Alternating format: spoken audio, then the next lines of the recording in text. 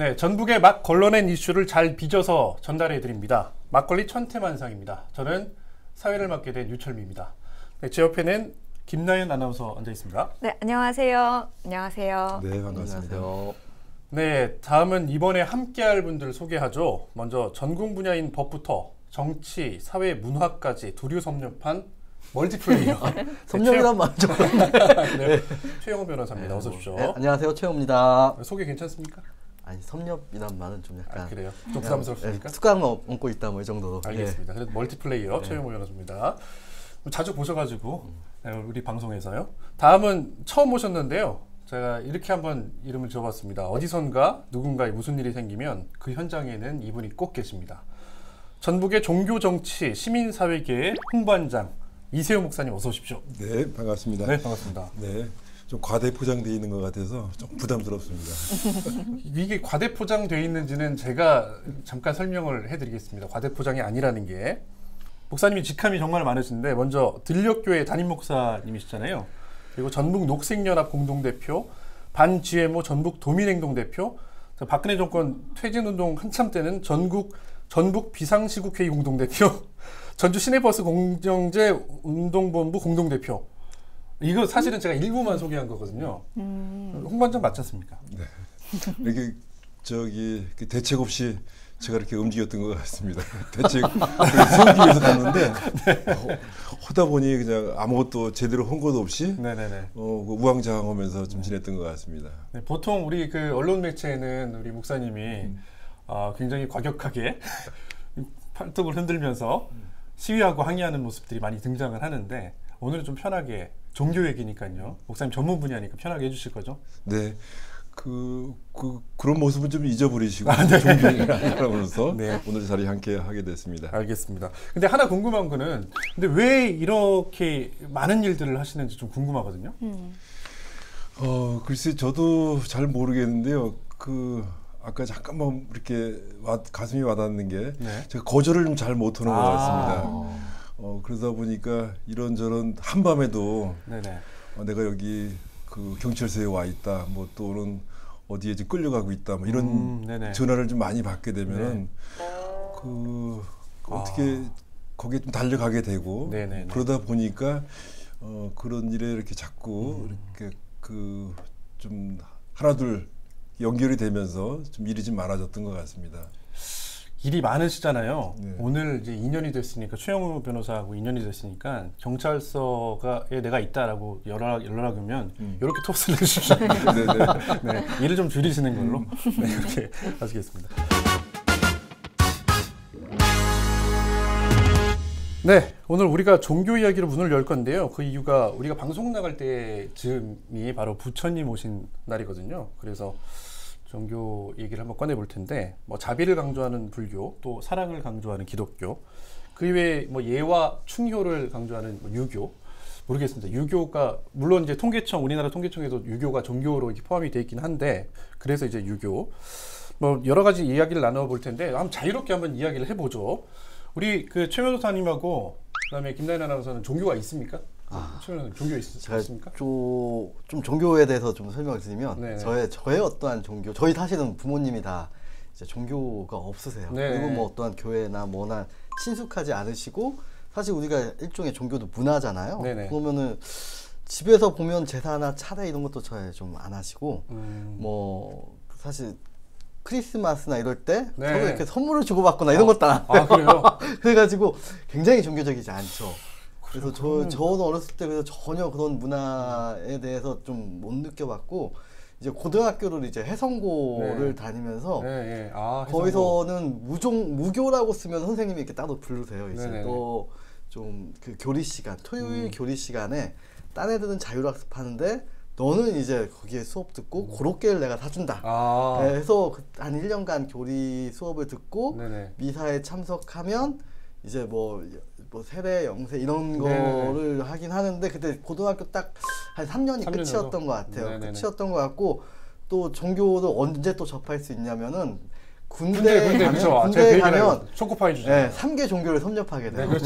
왜냐면 그냥 가야 돼요. 그때는 안 간다고 못 해요. 저는 사실은 별로 가고 싶지 않은데 초코파이 떠나가고 왜냐면 앉았다 일어섰다가 되게 귀찮거든요. 그래서 가고 싶지 않은데 가게 되고 또 좀 그 대대장님이 좀 다 기독교 분이셨어요. 저는 일부러 그래도 저는 약간 해성고를 나왔기 때문에 천주교를 가고 싶어요 해도 오늘은 다 기독교 가! 뭐 이렇게 해서 교회도 가고 되고 또 불교는 또 그때 좀 갔던 이유가 수제비를 줘요. 수제비를 먹고 싶으면 불교를 갔고 그래서 뭐 그 정도에서 끝이 났고 애가 태어난 다음에는 저도 사실은 종교는 없는데 제 처는 종교는 없는데 그래도 좀 사실 문화잖아요. 그래서 좀 교회에 다녀보는 것도 어떨까 해가지고 저는 사실 데려다만 주고 교회에서 이제 무슨 그 애들 다니는 반이 있더라고요. 그래서 다녔는데 또 마침 또 코로나가 왔네요. 그래서 지금까지 좀 쉬고 있습니다. 그러니까 이제 지금 쉬고 있는 거예요? 그러니까 뭐 종교가 없으시다고 하는데 아까 크리스마스 얘기도 하셨는데 뭐 최소한 성탄절날 쉬시는데 감사함 정도는 갖고 있어야 되는 거 아닙니까? 네, 알겠습니다. 김나연 아나운서. 저도 조부모님 따라서 교회나 성당, 뭐 절 가본 적이 있는데 있어요? 제가 개인적으로 현재 이렇게 믿고 있는 종교는 없습니다. 목사님 됐습니다. 저는 이제 개인적으로 그 크리스찬인데 오늘 전도할 사람이 2명이 생겼습니다. 오늘 왜 이 자리를 만들었는지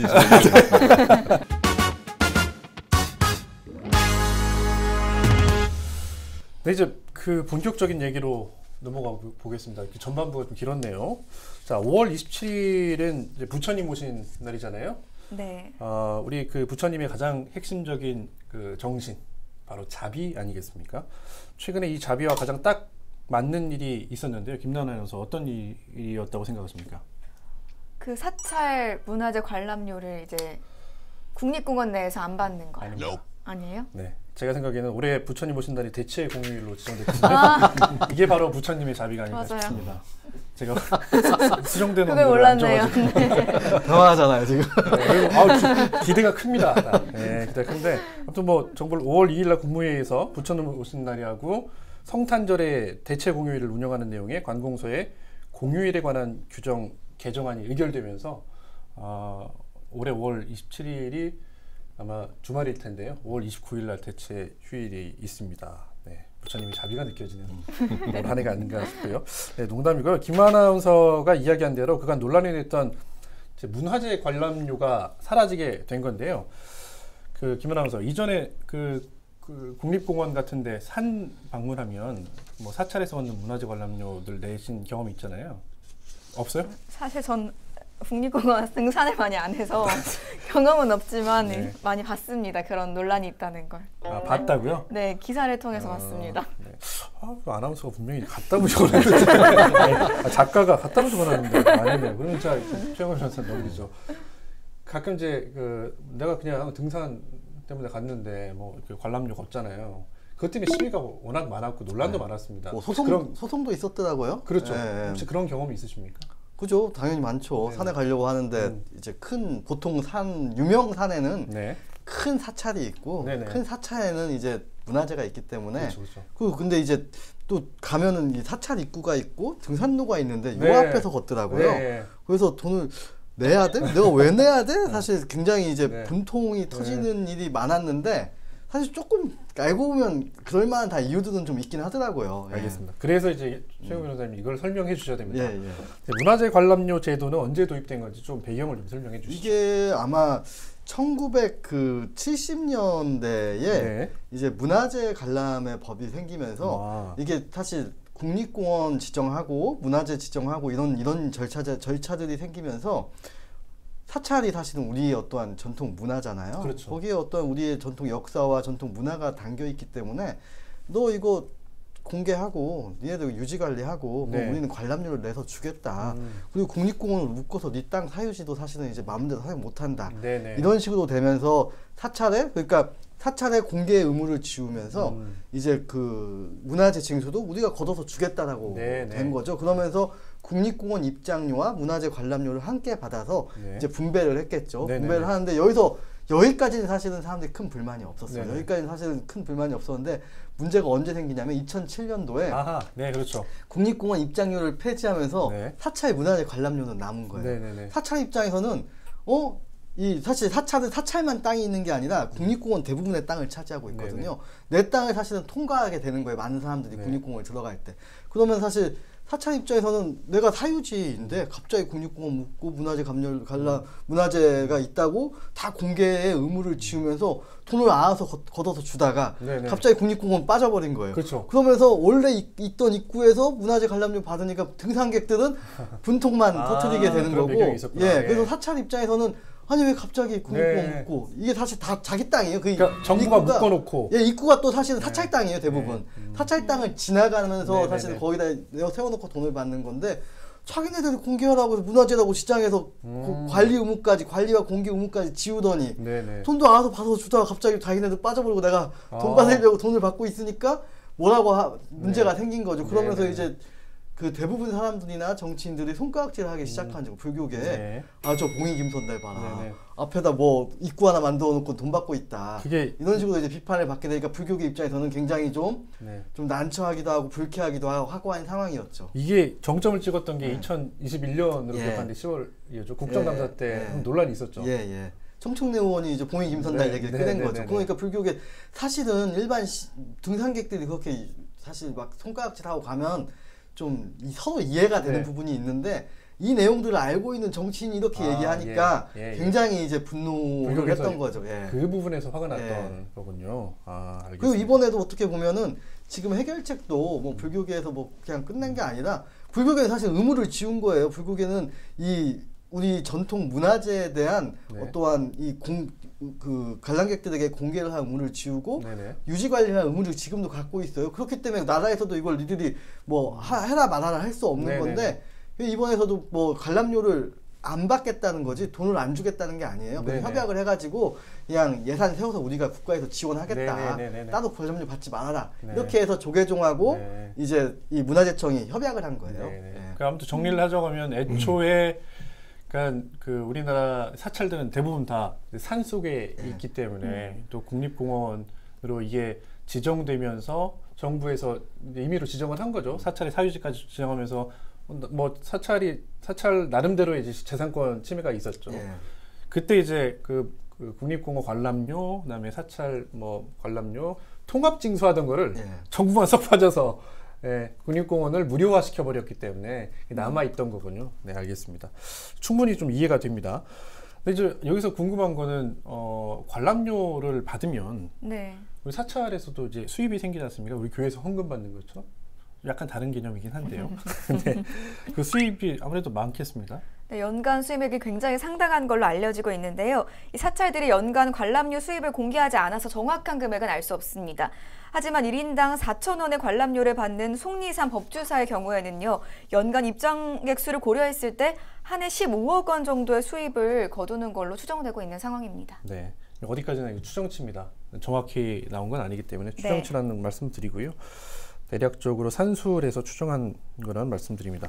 아까 그 최은구 변호사 잠깐 그 설명했습니다만 이번에 이 문제가 좀 자연스럽게 논란을 겪고 나서 이제 해결이 됐는데요. 전격적으로 어떻게 해결된 건지 과정 간단히 설명 좀 해주시겠어요? 이제 뭐 정부 문화재청하고 네. 사실은 조계종하고 이제 사실 재작년에 큰 문제가 그 종교계에서 네, 큰 네. 반발을 하면서 아마 대선 때 공약으로도 이렇게 비슷한 얘기가 계속 나왔을 네. 거예요. 그래서 국가에서 예산으로 세워서 이 문화재에 대한 관람과 네네. 유지 관리에 대한 어떠한 대가를 지불하겠다. 네네. 그러면 니네들이 이제 이거를 무료로 개방을 해라. 네네. 라고 돼서 이제 협약을 통해서 지금 된 겁니다. 이 관람료 징수를 유지한 사찰도 5곳이 있다고 하는데 여기서 왜 제외된 건지 김나연 아나운서가 설명 좀 해주시겠어요? 네, 보문사와 고란사, 보리암, 백년사, 희방사 등 5곳은 제외됐는데요. 조계종은 이들 사찰은 관련 국가법령인 문화재보호법상 시도 지정문화재 보유사찰로 국고 지원 대상에서 제외됐다고 했습니다. 이 광역시도 지원 대상이므로 관람료 징수를 유지한다고 설명을 했고요. 그러면서 문화재 관람료 감면 시행에 대해서는 그동안 자연공원 등에서 문화유산의 보존과 개성을 비롯해서 생태계 보존의 핵심적인 역할을 수행해왔던 사찰의 사회적 공헌과 공익적 가치를 평가받게 된 것에 대한 결과라고 전했습니다. 네, 알겠습니다.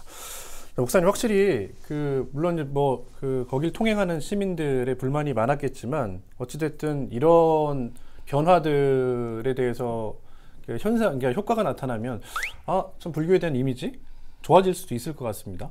어떻게 보세요? 저희 이제 기독교에 네네. 대한 얘기는 얼마든지 할 수 있어도 타종교에 대해서는 좀 조심스러울 수밖에 없는 거고 또 부처님 오신 날도 이제 며칠 안 남았는데 어떤 잘 정리되고 네. 또 이렇게 그 기대한 만큼 효과들이 좀 나타났으면 하는 바람인데요. 어쨌든 이렇게 제자리를 잡아가는 거 과정이 아닌가 네. 좀 생각을 하고 있습니다. 미끼를 탁 던졌는데 안 무시고 선을 안 넘으시네요.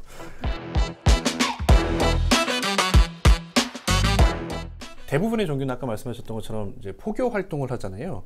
그래서 교회에서도 이런 이제 전도 활동을 하는데 요즘에는 어떤 방식으로 전도 활동을 좀 합니까?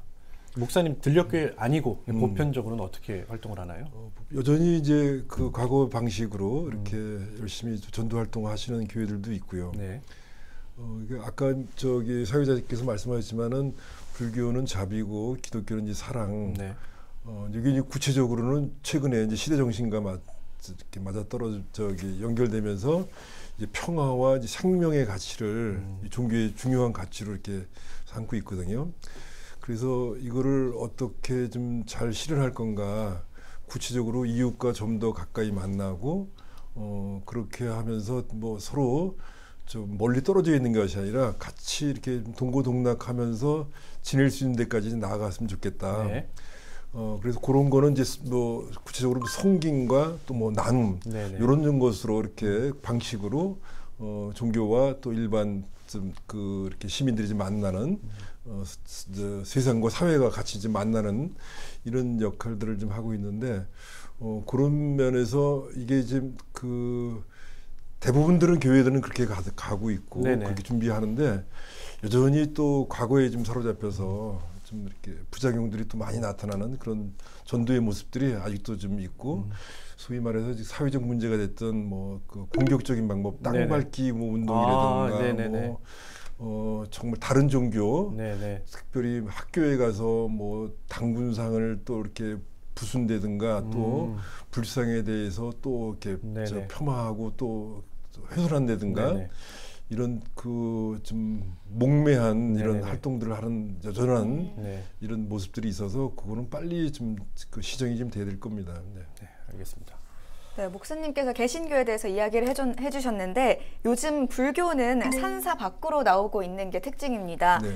전북 혁신도시 안에 있는 한 사찰은 음악회나 토크 콘서트 등 정말 다양한 문화활동을 펼치면서 지역 주민들의 관심을 끌어모으고 있다고 하는데요. 변호사님 혹시 들어보셨나요? 거기가 이제 콩쥐팥쥐 도서관이라고 네. 혁신도시 그 도서관 맞은편에 네네네. 있는데 사실 좀 도심 한가운데 절이 있으면 뭐지 이게 좀 그렇죠. 어떤 신기하잖아요. 도서관이지? 네네. 뭐 좀 절을 표방하나 저는 네. 그런 생각까지 좀 했어요. 네. 그래서 네. 뭐 기도원인가 했는데 보면 현수막으로 이렇게 뭐 어떤 유명인들 와가지고 네. 뭐 토크 콘서트를 한다든지 네. 뭐 강연을 한다든지 이게 굉장히 많이 있더라고요. 저도 이제 불교 뭐 스님이랑 얘기해볼 그런 기회가 있어가지고 네네네. 그러니까 그거가 사실은 공식적으로 운영하는 기관이더라고요. 네. 그래서 이제 그 본부는 산에 있지만 네. 계속 도심 쪽에 이렇게 그런 건물 지어가지고 사람들 오기 쉽게도 하고 그냥 일종의 문화 공간 같이 공간을 제공하기도 하고 뭐 네. 그런 일을 하더라고요. 예.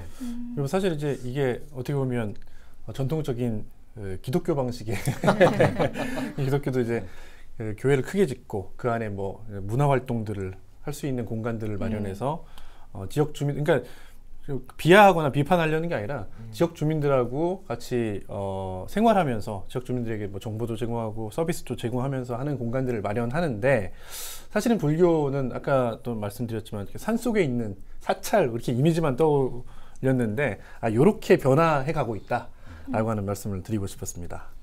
그 자연스러운 좀 흐름인 것 같고요. 오래전부터 이제 교회 내에서 이렇게 워십이라 그래갖고 네네. 주로 좀 활동하는 이런 뭐 찬양 노래 이런 거 많이 좀 했었는데 불교는 좀 정적이고 또 절에 가서 네. 이렇게 좀 절하고 또 목탁도 이렇게 뚫기면서 거기에 이제 심취하고 그런 일들이 좀 많았었는데 언제부턴가 이제 점점 이렇게 좀 내려오기 시작했습니다. 네네. 그래서 좋은 뜻으로 이렇게 이웃과 막 가까워지기 위해서 내려오는 거는 참 좋은 일인데 지금도 여전히 그런 봉사 활동을 하기 위해서 아까처럼 더 이렇게 열심히 사랑을 또 자비를 베풀기 네. 위해서 이렇게 내려오는 거는 참 좋은데 단순히 우리가 이제 죄를 아까 말씀드렸지만은 확장하기 위해서 네네네. 이렇게 하는 부분에 있어서는 그것만 좀 잘 좀 이렇게 그 수위 조절을 잘 하시면은 네. 아마 시민들이 좀 좋아하시지 않을까 이런 생각을 네. 한번 갖고 있습니다. 그러니까요. 불교가 조금 불리한 점이 있습니다. 아까 말씀하셨던 것처럼 기독교는 워십하면 막 이렇게 그 뭐 거의 밴드 같은 공연을 하잖아요. 아 근데 불교는 어떻게 할까 만약에 근데 지금 불교 내에서도 절에서도 네. 그 활동들을 지금 하고 아, 있습니다. 그래요? 네. 불가를 어떻게 그렇게 저희 불가 궁금하긴 합니다. 불교에서 부르는 그 찬송이 있어요. 아, 예, 그거랑 교교에서 우리 기독교에서 부르는 찬송가랑 네네. 거의 뭐 비슷한 아, 측면들이 그래요? 상당히 좀 많이 있습니다. 방송 끝나고 한번 찾아봐야겠습니다. 네네. 네, 다음은 이제 드디어 나올 게 나왔습니다. 우리 이세용 목사님 시간인데요. 목사님 단도적으로 여쭤보겠습니다. 자, 하나님 까불면 나한테 죽어. 이 목회자가 할 수 있는 얘기입니까? 전혀 해서는 안 되는 그런 발언이죠. 네. 또 행태고요. 그 어떤 이렇게 우리 이제 보통 그렇지 않습니까? 이렇게 훌륭한 사람이 저기 100가지 일 중에 99가지 잘해도 그 부분에 대해서는 사람들이 별로 관심을 안 가졌는데 네. 한 가지 잘못하면 그거 엄청 이제 비난받는데 우리 기독교 대부분의 교회들은 열심히 고생하고 또 노력하고 하면서 본래의 가치를 찾아가려고 이렇게 애를 쓰는데 꼭 그 미꾸라지 한두 마리가 이렇게 흙탕물을 일으킨다고 네네네. 그렇게 그 저기 참 전체를 갖다가 네. 오염시키는 경우가 근데 이제 정광훈 목사가 이제 그런 역할을 지금 네. 좀 하고 있죠. 그래서 그건 저기 기독교의 본질이 아니고 네네. 좀 잘못 파생된 있어서는 안 되는 이런 일들이 그 글을 통해서 지금 생겼다고 생각하고 있습니다. 물론 기독교만의 문제는 아니고요. 저도 가끔 이제 취재차 나가 보면 또 스님 한 분인데 뭐 방패를 들고 계시더라고요. 그래서 빨개이는 죽여도 돼, 막 써 있는 방패를 막 들고 계시는 분도 계시고. 아무튼 이제 그 과연 이게 종교인으로서 가능한 언사고 아니면 표현들인지에 대해서 궁금해서 여쭤봤는데, 자 목사라는 직분이 어떻게 받는지 그래서 궁금합니다. 엄연히 지금은 저 목사가 되려면 정규과정 대학을 졸업해서 그리고 또 대학원까지 네네. 이렇게 가갖고 우리 이제 일반적으로 교사가 되려나 또 뭐 이렇게 전문인이 되려고 하면은 그 고시를 보는 것처럼 네네. 그 목사들도 정확한 그 아주 엄격한 그 틀에 안에서 그 저기 고시를 통과해야만이 목사고시라고 하더라고요. 목사고시 그걸 통과해야만이 이제 그 준 목사가 될 수가 있고 네네네. 그리고 또 준 목사 활동하는 동안에 그 특별한 어려운 좀 문제가 안 생기고 네. 또 그 훈련을 잘 끝마쳐야만이 연수 활동을 잘 마쳐야만이 네네. 그것을 갖다가 심사를 해서 엄격하게 네네네. 통제해서 이렇게 목사 안수를 좀 네. 받게 돼 있거든요. 근데 지금까지는 너무 이제 전도의 열기가 이렇게 뜨겁다 네네. 보니까 그런 과정을 안 밟고 목회자들이 많이 필요할 때가 있었죠. 예 그냥 너나 할 것 없이 네네. 그냥 믿음이면 돼 신앙만 뜨거우면 돼 네네. 그래갖고 막 그 목사를 남발하던 그런 또 시기가 있었습니다. 그때 탄생한 사람들이 지금 이렇게 보면 지금 이렇게 일부 문제가 된 사람들이 네네. 상당히 좀 많이 있고 네. 대부분의 가정들은 상식과 원칙 요구에서 일반인들이 생각할 때 벗어나지 않은 이런 활동들을 좀 다 대부분 하고 있고요. 그렇게 옛날에 뭐 성령의 바람이라 그래갖고 네네. 이건 뭐 법으로도 알 수가 없고 누구도 통제할 수 없는 이런 네. 건 자기만이 뭐 느낄 수 있다고 하는 거. 그래서 본인 스스로가 이제 내가 뭐 성령 받았고 그랬으니까 나는 목사 자격으로서 뭐 충분하다. 네. 그래갖고 이제 그걸 가지고 이렇게 활동을 하면서 처음에는 많이 좀 잘 되는 것 같은데 결국은 탈이 나고 무리가 좀 네네. 되면서 이렇게 사회에 좀 해악을 끼치는 경우가 좀 많이 좀 발생했었습니다. 네. 목사님은 정규과정 밟으신 거죠? 아, 죄송합니다. 네. 네. 아, 이게 농담이 안 통하는 이 분위기는. 네, 알겠습니다. 저 깜짝 여쭤보고 놀랐습니다만 싶은 저는 게 정규과정 다 밟았어요. 네, 감사합니다. 여쭤보고 싶은 게 있는데요. 혹시 목사님 월급은 헌금에서 나오나요? 그렇죠. 이제 이거 예민한 질문인데 영업 비밀 아니에요? 너무 쉽게 얘기 안 이제 돼요. 저기 목회자들 좀 생활이기 네. 때문에 일정한 정도로 이제 이렇게 월급 또는 뭐 사례 이런 거를 받아야만이 또 이제 생활할 수 있지 않겠어요? 네. 네. 근데 이게 상당히 이제 천차만별이에요. 대부분 저 한국 교회 이렇게 아까 초기에 나왔던 얘기인데 이제 공교 저기 천주교처럼 공교회 형태가 아니라 개교회 중심으로 되어 있습니다. 네네. 그래서 큰 교회는 그 자기 전체에 나오는 헌금액의 기준에서 이렇게 사례비가 지출되고 네네. 작은 교회는 작은 교회 예산에 맞춰 갖고 나오기 때문에 그래서 뭐 부자 교회는 소위 말하는 부자 교회는 엄청나게 많은 이런 그 월급을 받는 경우가 있고 또 작은 교회는 네네.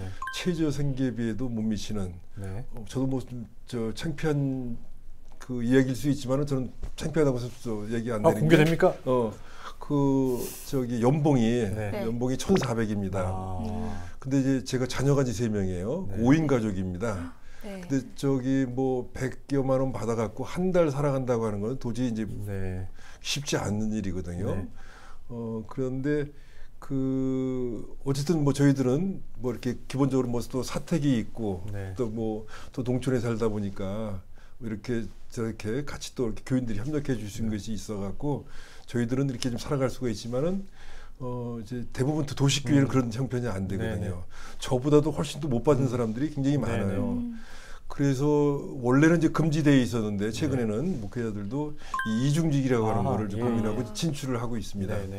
그래서 좀 좋은 일도 같이 이렇게 좀 하면 좋은데 특별히 목회자가 내가 할 수 있는 일도 없으니까 네네.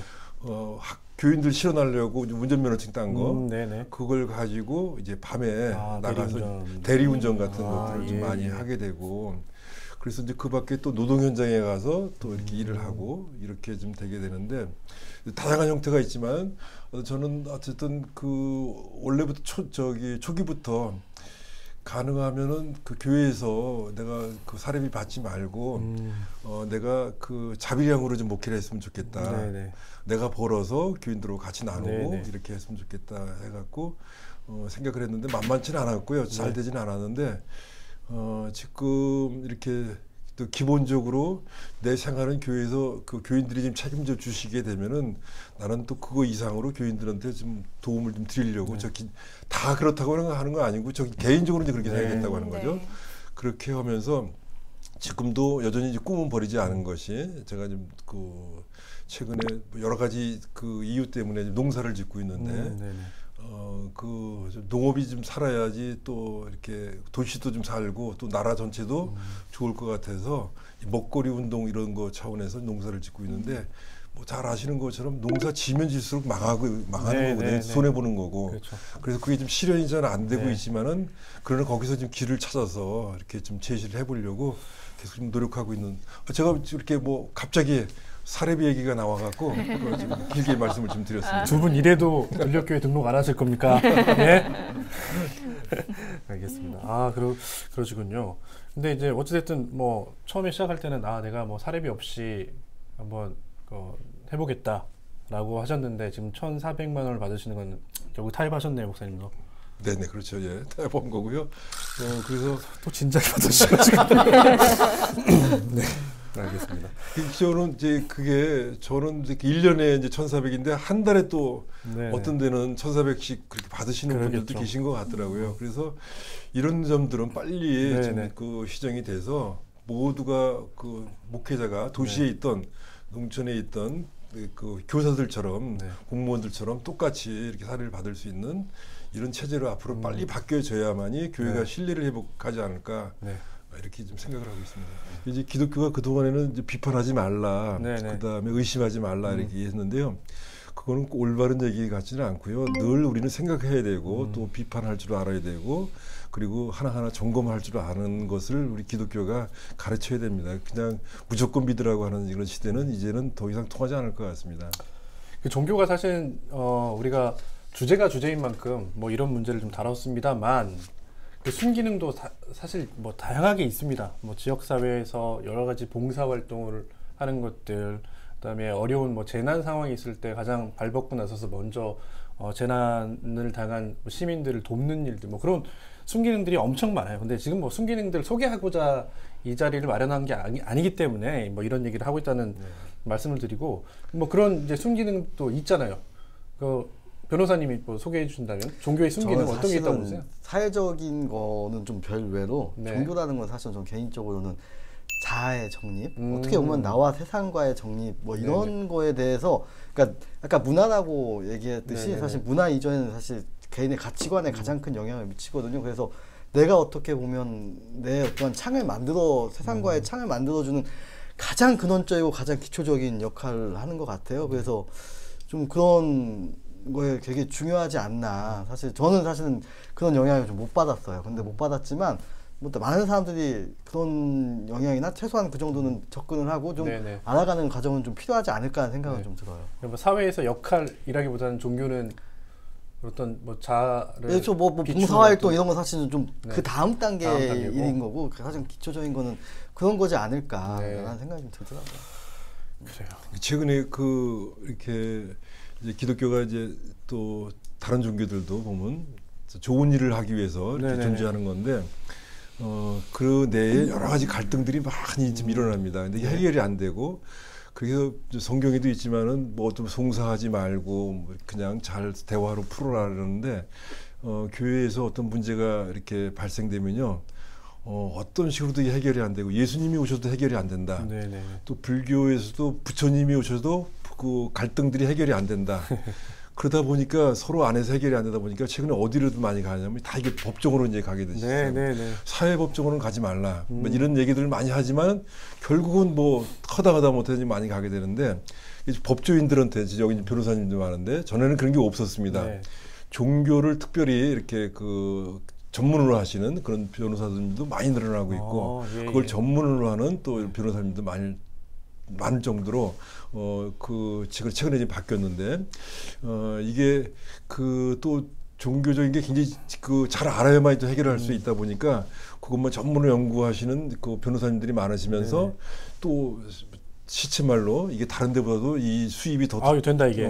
예. 더 짭짤하다. 뭐 예. 이런 식의 얘기까지 좀 나오면서 굉장히 지금 만연해 있어요. 근데 이건 정말 부끄러운 모습들이거든요. 네네네. 어떻게든지 그 뭐 갈등이 없을 수는 없지만은 이게 안에서 자체적으로 대화하고 또 서로 좀 풀어야 되는데 법정으로 가고 거기까지 싸우고 그래도 해결이 안 되고 이게 이제 현재 그 종교의 민낯이라고 할 수가 있어서 어떻게 법조인들은 좋아할지 모르겠는데 어쨌든 지금 현재 이제 그런 모습입니다. 사실 이게 종교뿐만 아니라 정치도 어떻게 보면 갈등을 조정하는 역할이 정치의 가장 핵심이잖아요. 그렇죠. 종교도 마찬가지인 거고요.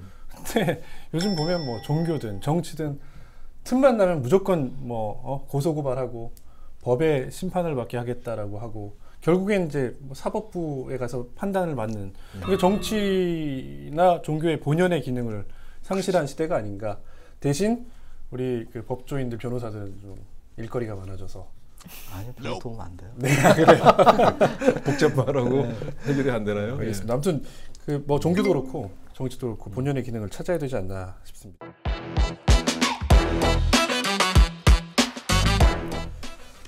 네, 이제 마지막 주제인데요. 그 충효, 유교 이야기를 한번 해보려고 합니다. 근데 요즘 같은 시대에 충효 사상이 있을까? 뭐 그런 생각도 좀 드는데 사실 충효 사상이라는 게 낯설죠. 뭐 충효 사상 낯설지 않습니까, 변호사님?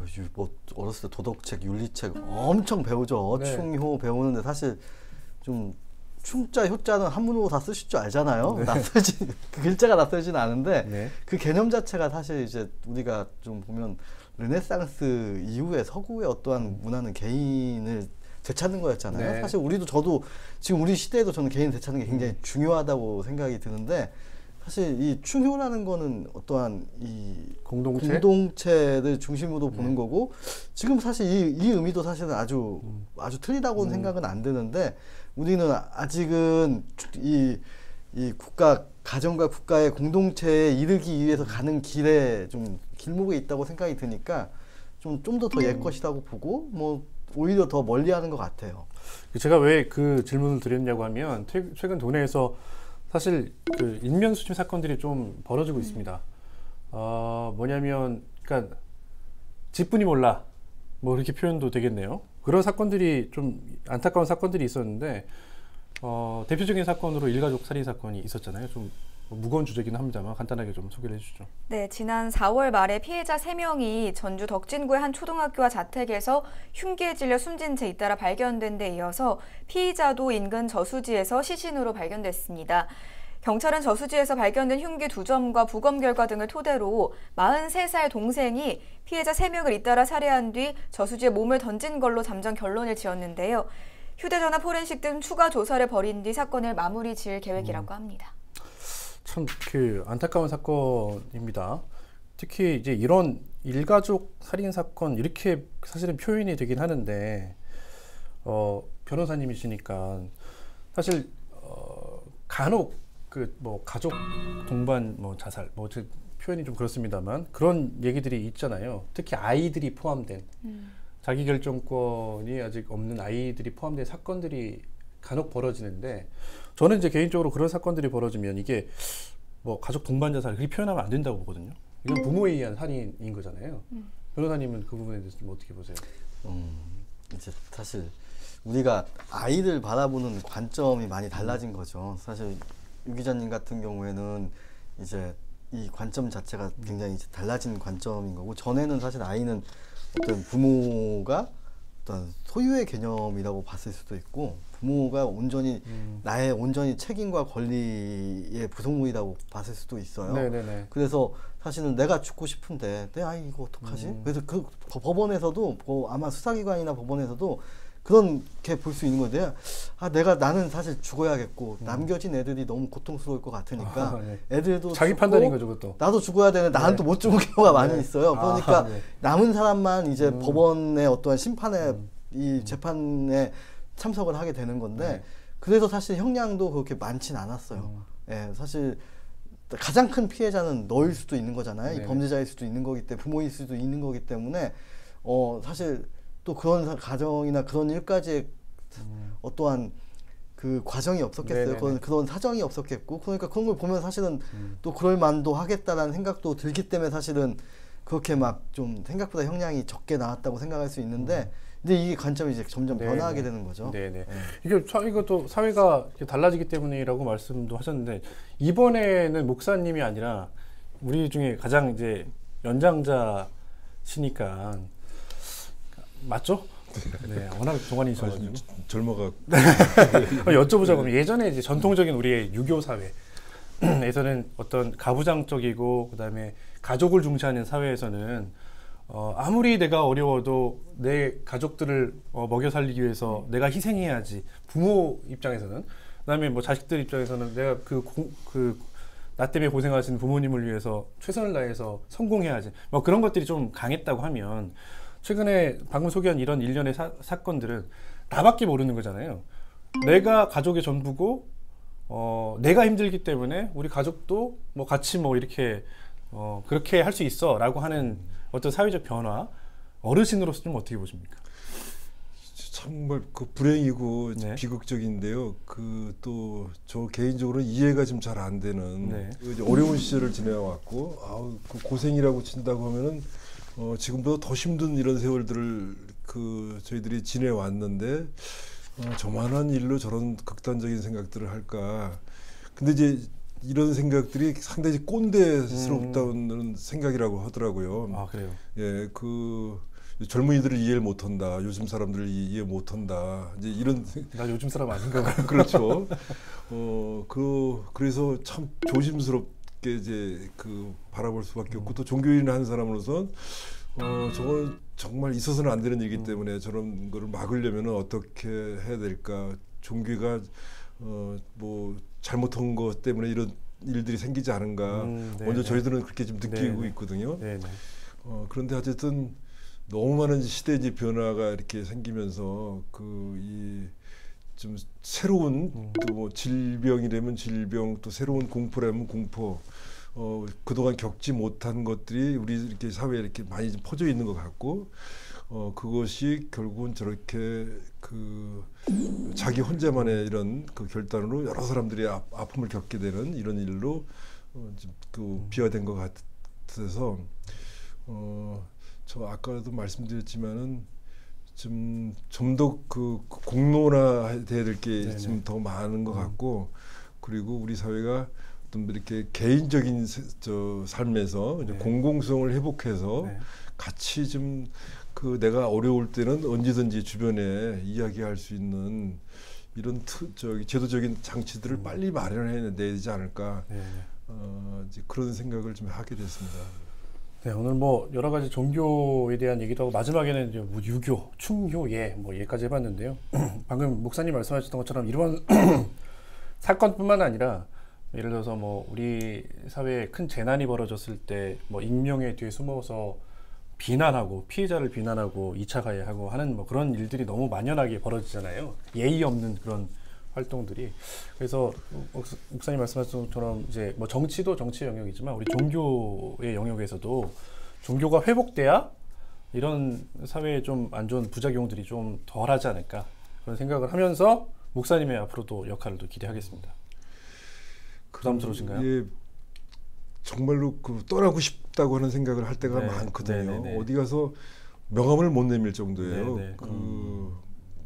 그래서 이게 다 뭐 누구 탓이라고 하기보다는 제 탓 같기도 하고 그렇지만은 그렇게 주저앉아서는 안 된다. 그러면 뭐 나만 그냥 끝나면 될 문제가 아니고 우리 사회가 아프고 사회가 병들어 가게 되면은 더불어서 저는 우리만 고통스러워하는 것이 아니라 우리 전체 지구 전체도 이렇게 네네. 좀 고통스러워할 것 같고 최근에 이제 이 기후 위기가 또 좀 심각하지 네. 않습니까?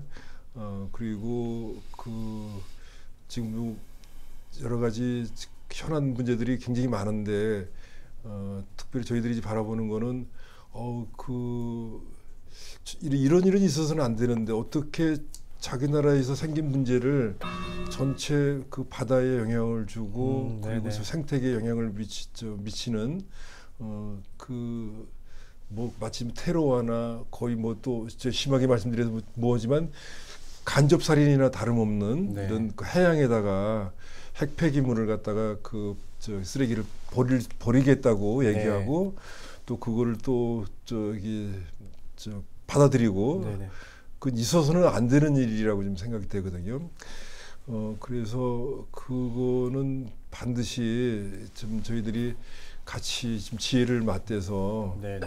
뭐 일본 사람들도 살고 우리들도 같이 좀 살 수 있고 네. 전체가 또 지구도 같이 살 수 있는 이런 방법들을 좀 찾아야지 심의 논리에 의해서 이렇게 계속 가다가는 우리에게 불행은 끝나지 않고 더 계속 이어질 수밖에 없겠다. 그래서 그런 일을 좀 조금이라도 기여할 수 있다고 한다면은 그 일은 계속 해야 되지 않을까 좀 생각을 하고 있습니다. 그 마지막 부분은 우리 목사님이 잠깐 전북 녹색연합 공동대표로 딱 바뀌셔가지고 네 말씀하셨던 거고 종교 역할도 중요하겠죠. 이 문제는 또 따로 그때는 목사님이 아니라 녹색연합 공동대표로 모셔서 얘기 나눠보도록 하겠습니다. 자 오늘 무거운 주제였고 좀 저도 준비하면서 어려움이 좀 있었는데요. 어떻게 얘기가 잘 전달됐는지 모르겠습니다. 세 분 오늘 말씀 너무 고맙고요. 저는 이제 방송 끝나면 기독교에 대해서 좀 너무 비판적으로 얘기한 것 같아서 가서 좀 조그만 골방에 가서 회개 기도를 하는 시간을 갖도록 하겠습니다. 네, 세 분 오늘 고생하셨습니다. 막걸리 천태만상 여기서 마칩니다. 고맙습니다.